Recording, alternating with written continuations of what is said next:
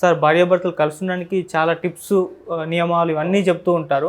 అసలు విడిపోకుండా ఉండడానికి ఏం చేయాలంటారు సార్? జనరల్గా చాలామంది మనకు కూడా ఉపయోగకరమే అనుకోండి. కుటుంబాలకి 12 కాపురానికి 6 సూత్రాలను 3 సూత్రాలను ఇట్లా రకరకాలు మనం వింటుంటాం. అవును. అట్లా చేయకూడదు ఏందో కూడా కొన్ని తెలుసుకోవాల్సిన అవసరం ఉంది. ఎందుకంటే కొన్ని చేయకూడనివి చేయటం వల్ల కూడా నష్టం జరుగుతుంది. చేయాల్సినవి చేసి కూడా చేయకూడదు ఒక్కటి చేస్తే మొత్తం కూడా స్పాయిల్ అయిపోతుంది. ఎందుకంటే ఒక కుండెడు పాలు తీసుకొని అన్నీ మంచిగా దానికి వేడి చేసి అంతా తయారు చేసుకుందాం అని చెప్పేసి పాయసం రెడీ చేసి అది విరిగిపోయేది ఏదైనా పదార్థం ఏదైనా దాంట్లో ఒకటి పడ్డదనుకోండి, నువ్వు అనుకున్నది మరి చేయలేవు. అవును.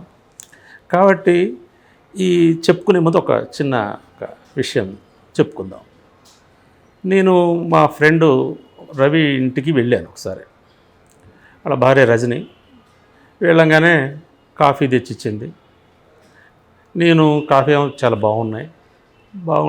బాగున్నాయమ్మా చెల్లెమా, చాలా చక్కగా చేసావు కాఫీ, చాలా టేస్టీగా ఉంది అని చెప్పేసి నేను ఉన్న ఫ్యాక్ట్ అది మెచ్చుకున్నాను. ఆమె చాలా సంతోషపడిపోయి ఇంకా ఈ మధ్య తను నేర్చుకున్న వంటల గురించి అవి ఎంత బాగా చేస్తుంది రుచికరంగా అనే విషయం కూడా నాతో చెప్పడం మొదలుపెట్టింది. వెంటనే మా ఫ్రెండు ఇది జరుగుతున్న క్రమంలోనే అందుకొని ఈ మధ్య వంటల మీద ఎక్కువైపోయింది, పిచ్చి ఎక్కువైపోయింది, పిల్లోడిని ఏమైనా గాలి కొలు పెడితే వాడేమైనా చదువు సంజి లేకుండా వాడేమైనా మార్కులు తక్కువ వచ్చినాయి, అంతకుముందు 90% పైన ఉండే, ఇప్పుడు మళ్ళీ 70-75%కి పడిపోయింది అని చెప్పేసి ఆమెని ఆమె లోపాన్ని ఎత్తి చూపించే పద్ధతిలో, తక్కువ చేసే పద్ధతిలో మాట్లాడాడు. కొద్దిగా వెంటనే చిన్నబుచ్చుకుంటే వెంటనే నేను దాన్ని సర్ది చెప్పడానికి అన్నట్టు, మంచిదే కదా నీకు మంచిగా ఇంటికి నేర్చుకొని ఇంటికి రాగానే మంచిగా వండి పెడితే నీకేమైంది, చక్కగా నువ్వు సంతోషంగా మంచిగా తినగలుగుతావు కదా, నీకు ఉపయోగపడేదే కదా ఆమె చేస్తుంది అని నేను అన్నాను.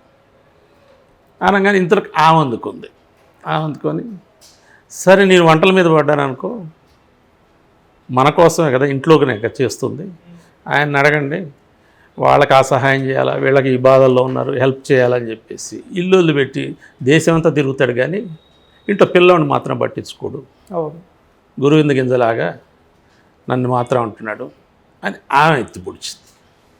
ఈయన మళ్ళీ ఇంకో మాట అన్నాడు.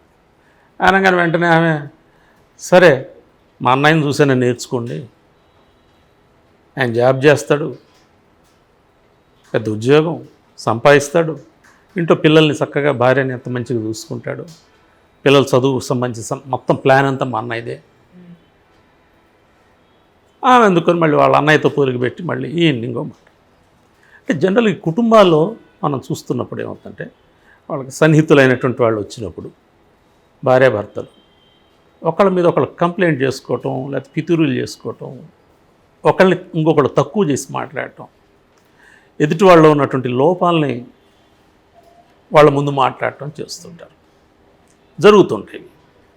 కానీ ఎప్పుడైనా కానీ ఇట్లా ఎదుటి వాళ్ళ ముందు మనల్ని, భార్యాభర్తలే కదా ఎవరైనా కానీ ఒకళ్ళు ఎదుటి వాళ్ళ ముందు మనల్ని తక్కువ చేసి మాట్లాడితే, మన లోపాలను ఎత్తి చూపిస్తే ఇంకొకళ్ళ ముందు ఏమవుతుంది, మనం షేమ్ ఫీల్ అవుతాం. అవును, సహజం కదా, అవమానం ఫీల్ అవుతాం కదా.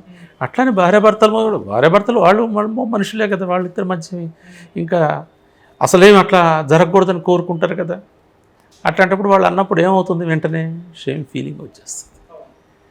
షేమ్ ఫీలింగ్ చాలా డేంజరస్ ఫీలింగ్, చాలా ప్రమాదకరమైనది. అది మనసుల్లో మధ్య ఉన్నటువంటి సాన్నిహిత్యాన్ని ఒకసారి తగ్గించేస్తుంది, కుదించేస్తుంది.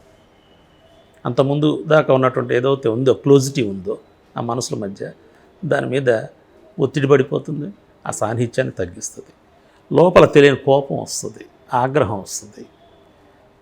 ప్రేమ వ్యక్తీకరణం బదులు ఎదుటి వాళ్ళని మళ్ళీ ఎంచటం, తక్కువ చేసి చూపించడానికి ప్రయత్నం చేయటం, కోపాన్ని ప్రదర్శించడం చేసేటువంటి పరిస్థితులు వస్తాయి.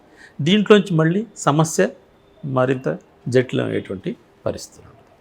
అందుకని ఏంటంటే జనరల్గా ఎవరైనా కానీ ఎదుటి వాళ్ళకు సంబంధించి లోపాలని ఎత్తి చూపిస్తే అట్లా చెప్పాలనుకున్నప్పుడు పర్సనల్గా చెప్పచ్చు. ఒకవేళ కుటుంబంలో బాధ్యతగా ఉండట్లేదు, లేకపోతే ఆమె బాధ్యతగా ఉండట్లేదు పిల్లవాడి పట్ల, తను ఉండట్లేదు అనుకున్నప్పుడు వాళ్ళిద్దరికి ఒక ప్రైవసీ ఉంది కదా, ఇద్దరు కలిసి కూర్చొని మాట్లాడుకోవటానికి ఏదో ఒక సమయం ఉంటుంది కదా. చక్కగా కూర్చున్నప్పుడు ఇద్దరు కూర్చున్నప్పుడు మరి ఇట్లా అవుతే ఎట్లా, వాడు పిల్లగాడు ఇట్లా అవుతున్నాడు, కొద్ది శ్రద్ధ అట్లా పెడితే మంచిది కదా. ఆమెకు ఆయన సలహా ఇవ్వచ్చు, ఆయనకు ఆమె సలహా ఇవ్వచ్చు. అది మెరుగ్గా ప్రయోజనకరంగా పనిచేస్తుంది. కానీ ఇతరుల ముందు మాత్రం ఎట్టి పరిస్థితుల్లో కూడా భర్త గురించి భార్య కానీ, భార్య గురించి భర్త కానీ లోపాలని ఎత్తి చూపేటువంటి పని ఎట్టి పరిస్థితుల్లో కూడా చేయకూడదు. చేస్తే దీనివల్ల ఏమవుతుందంటే ఒక అన్కంఫర్టబుల్, అంటే ఒక అసౌకర్యం వచ్చేస్తుంది. ఈ అసౌకర్యంలోంచి ఆగ్రహం వచ్చేస్తుంది, ఒత్తిడి వచ్చేస్తుంది, ఇన్ఫీరియర్ వచ్చేస్తుంది, స్వీయ గౌరవం దెబ్బతింటుంది, సెల్ఫ్ రెస్పెక్ట్ దెబ్బతిన్న తర్వాత ఏమవుతుంది, ఆటోమేటిక్గా రియాక్ట్ అవుతుంది మనిషి సహజంగా. తన వ్యక్తిత్వం లేక తన గౌరవం అనేది భంగం కలిగినప్పుడు ఖచ్చితంగా క్విక్ రియాక్షన్ ఉంటుంది. దాన్ని నిలుపుకోవటం కోసం ఆగ్రహాన్ని ప్రదర్శించడానికి అవకాశం ఉంటుంది. అట్లాంటప్పుడు మరి ఆ క్లోజిటీ, ప్రేమ, అనుబంధం గురించి ఇంతకుముందు చేసిన ప్రయత్నాలన్నీ కూడా ఏమవుతుంది, మట్టిలో పడ్డ పన్నీర్లాగా అయిపోతుంది. కాబట్టి ఈ భార్యాభర్తలకు సంబంధించి విషయాలు ఇట్లా పిల్లలతో కూడా వ్యవహరించేటప్పుడు, పిల్లలతో కూడా చూడండి, బాగా సన్నిహితంగా ఉన్నవాళ్ళు ఎవరైనా వచ్చినప్పుడు, ఈ మావాడు మరీ ఈ మధ్య ఆటలు పిచ్చి పట్టిపోయింది, వీడు క్రికెట్ పిచ్చి పట్టింది, వీడు అసలు చదువు లేదు పాడు లేదు, వీడు దౌర్భాగ్యుడు, చివరికి ఎట్లా తయారవుతాడు ఏదని ఎట్లా పడితే అట్లా తిట్టేస్తుంటారు పిల్లల్ని, కోపగిచ్చుకుంటుంటారు, ఈసడిస్తుంటారు, అరుస్తుంటారు. ఎందుకంటే వీళ్ళు చెప్పిన మాట వినకుండా వాళ్ళకి ఎంటర్టైన్మెంట్, వాళ్ళ ఇష్టం, వాళ్ళు రకరకాలుగా వ్యవహరిస్తుంటారు వాళ్ళకి సంబంధించి. ఇట్లా మాట్లాడటం వల్ల ఏమవుతుందంటే వాళ్ళు ఒక ఎరగెన్స్ వచ్చేసి ఇంటర్నల్గా పైకి రెసిస్ట్ చేయలేనప్పటికీ బహిరంగంగా ప్రతిఘటన తెలపకపోయినప్పటికి కూడా ప్రాక్టికల్గా మరింత ప్రతికూల ఆలోచనలతో, వ్యతిరేక ఆలోచనలతో వ్యవహరించేటట్టు అవకాశం ఉంటుంది. భార్యాభర్తల మధ్య కూడా సేమ్, పైకి అర్థం కాకుండానే ప్రతికూల భావనలు వచ్చేస్తాయి. ఒకళ్ళ పట్ల ఒకళ్ళకి ఒక వ్యతిరేకత అనేది, ఆ సెల్ఫ్ రెస్పెక్ట్కి ఉండేటువంటి దీన్ని ఒకసారి టచ్ చేసి దాన్ని కనుక నలుగురు ముందు నవ్వులు పాలు చేయాలని చూస్తే చాలా నష్టం. ఇది ఇంకొకటి. దీంట్లో ఇంకొకటి ఏంటంటే ఆ చేసే దాంట్లో కూడా ఇంకొకరితో పోల్చి చేశారనుకోండి, అది ఇంకా ప్రమాదకరం. అంటే నీకు తక్కువ ఉందంటే పర్లేదు, కానీ మా అన్నయ్య చూసి నేర్చుకోండి, మా అన్నయ్య చాలా మంచివాడు, లేకపోతే ఇంకోళ్ళు ఎవరో పక్కింటి ఆయన చూడండి, లేకపోతే పక్కింటి ఆయన చూడు, నేర్చుకో. ఇతరులతో పోల్చి కనుక మళ్ళీ ఇంకా కించపరిచే దాంట్లో చెప్తే కనుక అది మరింతగా అవమానకరంగా ఉంటుంది. అవును. అంటే నేను వాడికంటే అంత ఎదహునా, నేను ఆమెకంటే అంత తీసేసిన దాన్ని, ఇది మరింత ఎక్కువ షేమ్ఫుల్నెస్.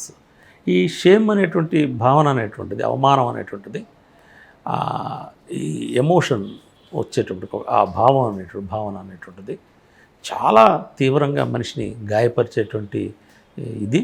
అటువంటి గాయపరిచేటువంటి పనులు ఎట్టి పరిస్థితుల్లో చేయొద్దు.